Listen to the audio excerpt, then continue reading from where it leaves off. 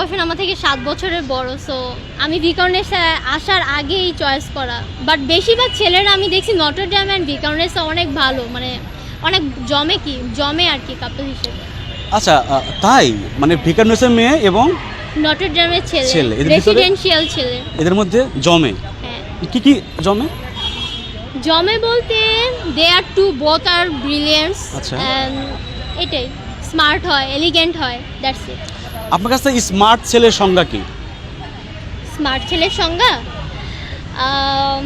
যেই ছেলে iPhone 15 pro max চালায় বাট ওর ফোনে গ্যালারিতে 10 থেকে 5টা ছবি বা 20টা ছবি, ওই ছেলে বেশি স্মার্ট।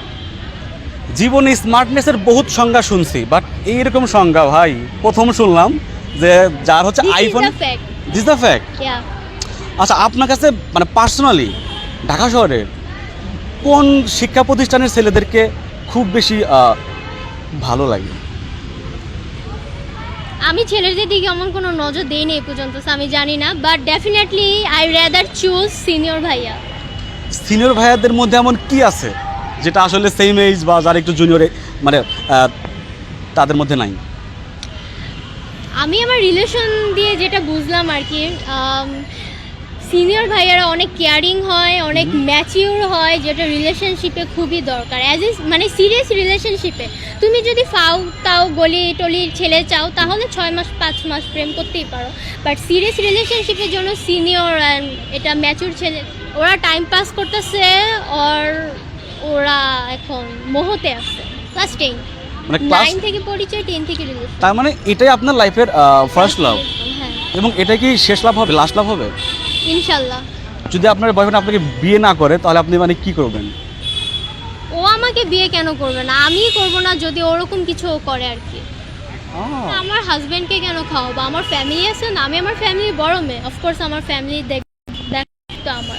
আপনার প্রথম ফোন কলটা আমার আম্মুকে দিব, অ্যান্ড তারপর আমার একটা খালামুনি ইতালিতে থাকে, সো তাকে দিব, কারণ উনি আমার সব ব্যাপারে অনেক সাপোর্টিভ, এ পর্যন্ত অনেক করে আসছে অ্যাবাউট মাই স্টাডিজ এভরিথিং।